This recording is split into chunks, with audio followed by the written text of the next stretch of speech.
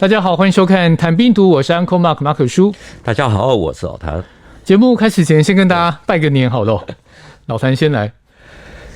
祝大家虎虎生风，乘风破浪。好了，大家新年快乐。OK，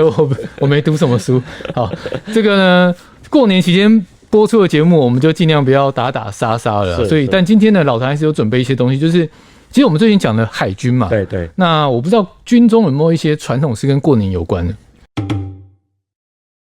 农历除夕夜跨入大年初一的时候，过去在海军他们有一个传统，时间一到，所有军港内的军舰都会一起的鸣放汽笛。至于是从什么时候开始，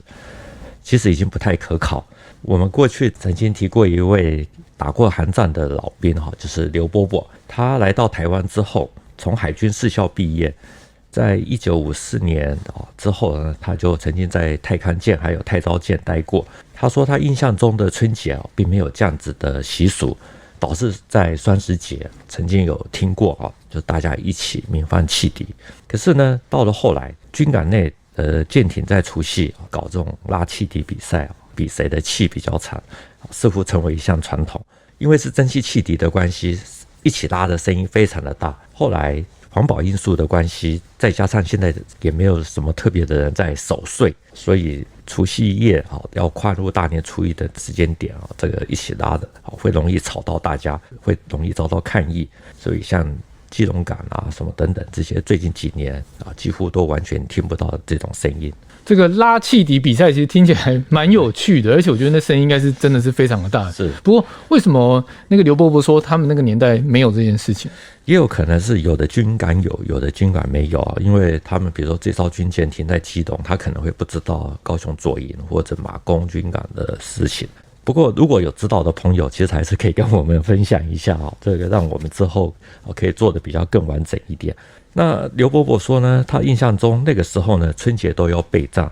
只要能动的都一定要开出去巡弋。所以像太康舰太昭舰这些都是那个时候最大的军舰之一，所以一定都要负担这个巡弋的任务。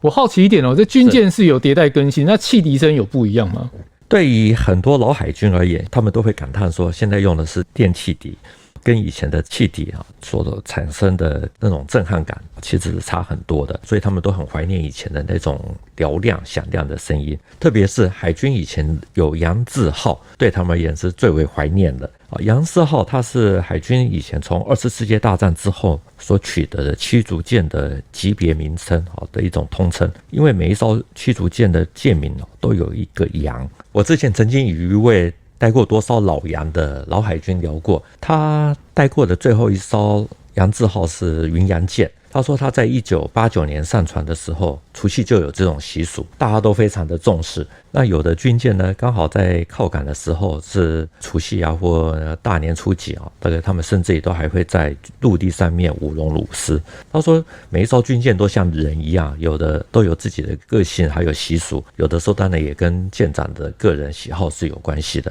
所以有的军舰也会贴春联，只不过是贴几天，有的是贴到元宵节都一过马上就撕下来。但是呢，大家最重视的还是鸣汽笛搞比赛。那个声音不一样的地方在哪里？待过多艘老洋的老海军说，汽笛是靠蒸汽的作用所产生的哨笛。以云洋舰来说，有4部600磅的蒸汽锅炉，运转的时候呢，可以产生每平方英寸600磅的压力。这4座锅炉其实位在2个烟囱筒的下面，可以分别推动舰上的2部主机是最主要的动力设施。因为要提供最大的动力汽笛要拉得响，所以轮机部门要预先加满蒸汽，灌足气瓶。此外呢，锅炉的管线等等也要先检查，保持最好的状况。然后时间一到，航海士才去用手去拉那个拉柄，把那个阀打开，高压空气通过的环片发动的声音就会有非常响亮的笛音。如果体力不济你的背力不够的话，让气体的拉柄在锅炉的蒸汽还没有泄完之前，你就已经松手，你的声音就会比别人短。所以这个时候你可能就会被全舰的弟兄谴责。在拉汽笛比赛的时候呢，因为汽笛的拉柄高度比较高一点差不多有接近到天花板的这种高度要举手去拉。他看过有的航海士的这个头比较小一点大概只有160公分出头，所以还是跳上去拉，整个身体悬空，吊挂在那个拉柄的上面。到了最后没有力的时候才松手，那这个拉柄就立刻的反弹回去。其实老谭刚讲的这一段啊，我第一个想到大力水手啊，不过我没有要讲这个，我想到的是你说这是各个军舰之间他们会去比赛，对，然后他又讲到一点是说拉的那个阿兵哥，他必须上肢要非常的壮，还是 对，然后他如果手没力，那个气体就会很短。其实有一点就是他们也是在 PK 说我们的士官兵比较猛，我自己觉得有这种味道在，对。而且套这2年很红的一个词，就是真的要用洪荒之力去拉。你看，连那个身材比较娇小的，他整个人就要打上去啊，这样。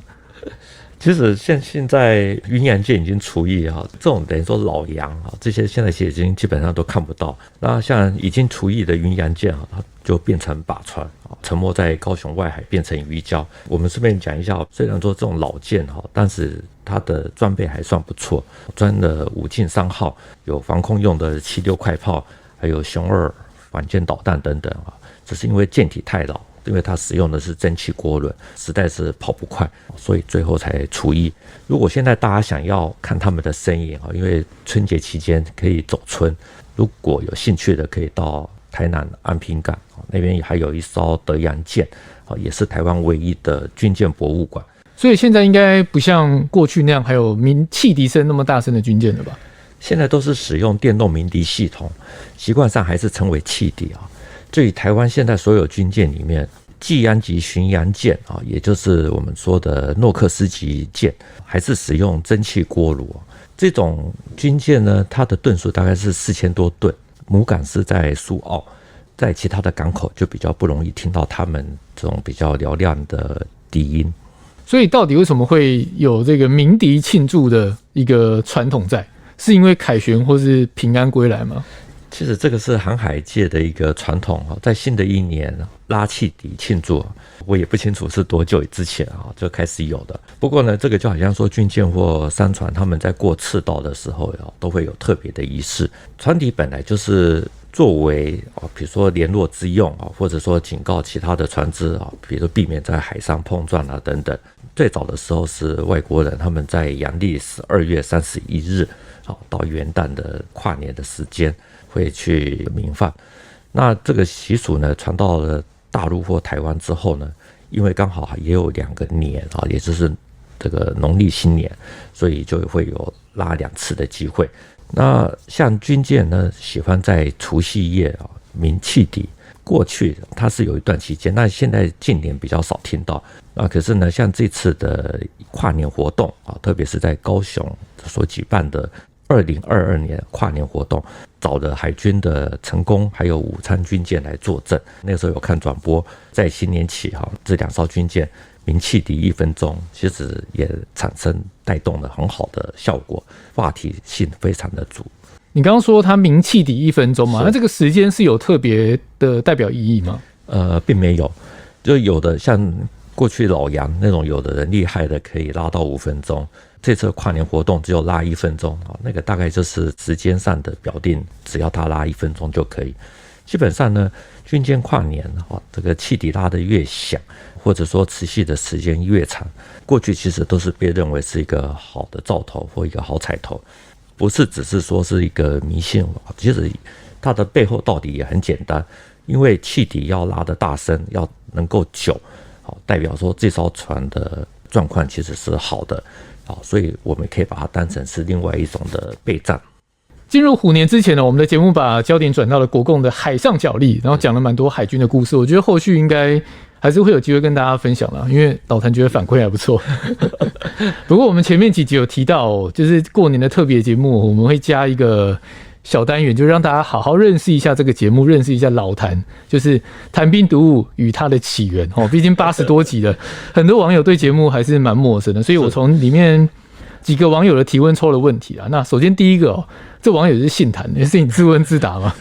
我只有一个账号，绝对没有分散。好，这位同样姓谭的网友他说：“请问老谭，您是在什么因缘际会之下想开播这个谈兵读武？”主要的原因是2020年开始的时候，因为那个时候有疫情，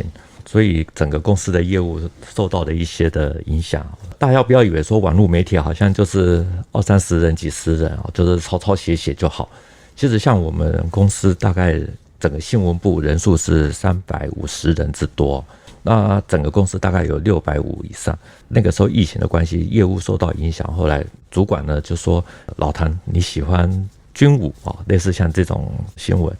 干脆就去开一个频道，看看能不能在 YouTube 上面搞一点串收。”我那个时候我说：“我对这个不熟他们说：“反正就做了再说。”所以就这么样子的做下去。其实一开始的时候也并没有太有信心，所以打算说做个30集、40集，大概就可以跟各位说再见。没想到做到80集，现在眼看马上就要做到100。我觉得刚老谭讲到说新闻部有300多人，我其实以前是做电视新闻的，是。然后我觉得我的想法跟他一样，因为我后来才转到网络新闻，我就觉得网络新闻其实应该蛮单纯，那其实没有。尤其它现在是一个新的潮流，那在这边有一个好处是，它真的是创新。对，你可能在传统的媒体，你要去开一个节目，对，光就像电视台你要去开一个节目，它其实前置要非常的久，对。但我们在这边就是边做边学，我们从失败中去调整脚步。我们这边是强调的是打破常规，快速行动。对啊，因为这节目像老谭以前没有面对过镜头啊，他也是就是上面的要他上，他就得摸着鼻子就上。对，也就是职场就是职场。所以这个代表一件很重要的事情，就是天底下没有什么不可能的事。对啊，他也没想过他会当一个 YouTuber， 而且走在路上还会被人家认出来。其实也是蛮有趣的我觉得。另外一个问题我觉得很多网友也都会非常好奇，因为一般你要讲军事或军武，你一定要有相当的军职的经历啊，或是你真的本身是一个很深的军事迷。对，所以这个网友就问到说，想知道老谭是否有军职的经历，然后还有老谭说故事的时候不愠不火、心平气和是怎么练的？我先说我完全没有任何的军职的经历。其实我们在之前跟网友的回答里面也都一直强调说，我们是业余的因为我们平常的工作是新闻，所以在做这个节目真的是只能用很短的时间来做，包括我们的整个的录影，还有后置剪接还有找资料，大概一集也就是顶多2-3天的时间。所以有的时候一定都会难免有错，只是我们自己习惯性就是一定要再用有限的时间去找到可以去跟大家分享的材料。对，我觉得我唯一有跟军队扯上关系的，当然就是当年的服兵役不过那个时候因为服兵役的时候签运特别好，所以没有真正下到部队。不过现在想想，其实这也挺可惜的。你是抽到什么？抽到了这个某某司令部。太爽了吧！真的是我抽的。这个大陆网友可能会不太清楚，基本上抽到司令部就是一个字，就是爽。当然也有例外了。对，我们一般以前当兵听到司令部就觉得爽。如果有得罪一些在司令部对网友，请见谅因为我们那时候当兵的时候，其实也都是大家都会说我想要留在台北。对不对？对，然后现在想想就会很后悔。不过我们做一点补充就是因为我们的老大说这个要我去开这个节目他说你喜欢。事实上我也必须要承认，就是我从小就真的蛮喜欢自列的新闻。我大概从国中的时候，假日的时候都会去住家附近的军人自由社还有民众服务站类似这种地方去翻一下他们的报纸还有杂志。然后他们淘汰的那个时候就会把里面的有关一些国防军事的这些报道就把它留下来，弄成一本一本的剪贴簿。那个时候搞了好几本只是后来没想到到了大学毕业以后就把它给全部都扔了，因为那时候根本没想到说有朝一日会开这个节目，要不然就还多少应该还能那真的是很珍贵的材料如果你那时候收藏的东西还留下来的话。是。那你的个性呢？个性我觉得是因为我们的个性就是天生爱好和平所以才会不愠不火。有知道我是在偷笑吗？镜头前看到的通常不会是真的，好不好？另外一个是我们之前有做过一集长城抗战大刀队，然后我今天才看到这留言，他说这位网友说他想给老兵买一点过年的慰问品，不知道有没有特别的方式可以感谢他们年轻的时候的一些巨大的付出。对，那他特别强调说，我们年轻一辈也不会忘记，然后祝愿他们可以安度晚年。过年期间看到这样子的留言其实是非常的感动。这位网友的留言呢，刚好他使用的是简体字所以有2种方式。第一种就是如果是在大陆的话，可以就近去找龙跃基金会。就我所知这个基金会其实搞得还蛮不错的，可以透过他们去找到大陆您住家附近的老兵，也可以给他们一些慰问。第二就是您如果是在海外或者在台湾，那如果真的就是要送一些慰问品给台湾的老兵，那可以透过 YouTube 的打赏机制，也就是影片下方这按赞的旁边有一个所谓的超级感谢，可以透过这个地方的捐款，那我们在访问的时候可以代为转正。例如在春节前夕，其实也就在昨天下午，我还去了一处比较熟悉的单身退社，买了一些礼品转正给那边只剩下大概6位的老兵。所以如果您的超级感谢要附上姓名的话，就是礼品上面要附上姓名，那可以另外再来信告知我们上面要写哪一些祝福的话等等。那我们的信箱是 service@ettoday.net。 刚刚老谭讲的这一段啊，其实那位网友有2句话我觉得最有感触，就是他说我们年轻一辈也不会忘记，祝愿他们可以安度晚年。那其实大家知道我们这节目主要在讲国共过去的一些纠葛，对不对？那当然底下留言一定是非常精彩的，但是我觉得我自己觉得我观察到了，就是早期前面几集节目，当然大家都是口水在那边喷来喷去，后来其实还好。对，我觉得蛮多大家都比较理性的网友，就是把焦点放在我们的节目上面，然后会去探讨说这个战役可能对岸的网友会讲对岸的一些看法，然后台湾这边也会讲另外不一样的看法。我觉得其实蛮好的一个交流方式，这可能也与我们这个不愠不火的主持方式有关，所以无形中把很多的来引战的人就觉得太无趣了，是不是？不管怎么样，我还是觉得说，我们这个节目希望说能够一以贯之的保持这个传统，那我们自己也会不忘初心就是用一个比较严谨的态度来做这个节目，对，讲到严谨，就我自己知道，老谭真的做很多的功课，因为他希望不要单单引述某一方面的说法，所以一个战役他会尽量去呈现两边的说法。那大家怎么解读？那当然就是各位网友自己的看法了嘛。对啊，要怎么证明呢？我们的办公室在一个小阁楼，很多人的桌上都是书，都是老谭的书。他真的买了非常非常多的书，有些书很难买，然后有些书是新的，有的是二手书。那二手书真的都是非常的旧，摆在那边大家都会觉得是一种困扰，可是那真的都是很无价的知识，都是这个节目的来源。还好我大学的时候就超前部署，我那个时候真的常常去光华商场，还有那个牯岭街那边去逛。那个年代我买的还挺多的，所以现在刚好有一些可以用得上。对啊，他超前部署，但他现在还是会去买书他到现在还是偶尔还会跟我说，你看我买了一本。然后比如说我们有北京的同事，我们有公司在北京有驻点的同事嘛，他也会请他买书。对啊，这都是他自己自掏腰包的。还好了，这个将来不做的时候就可以把它给卖掉，所以也不会有损失。如果我们真的好了，过年不要讲这种东西，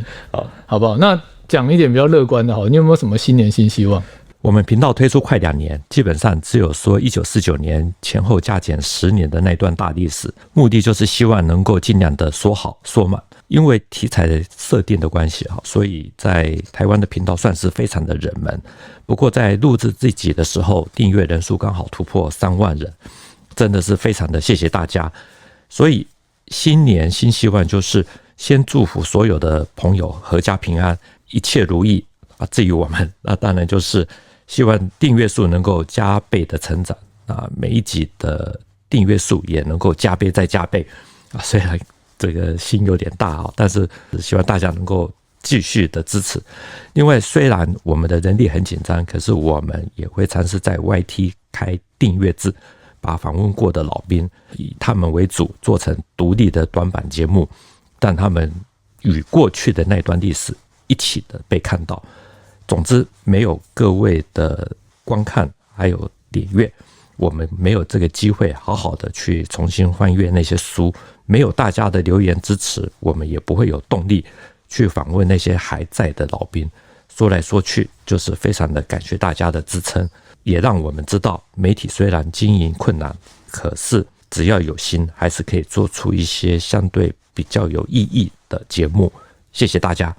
这一集的节目就到这边，谈兵读武，新闻与历史的汇流处，军事是故事的主战场，只取一瓢饮。结合军事、历史跟人文的节目，除了在 YouTube 上可以观看，在底下留言交流之外呢，也能用 Podcast 收听。欢迎听众到 Apple 的 Podcast 给我们留言以及5颗星的评价。再次谢谢老谭，谢谢大家，祝大家新年快乐，谢谢。新年快乐，我们下次见，拜拜，拜拜。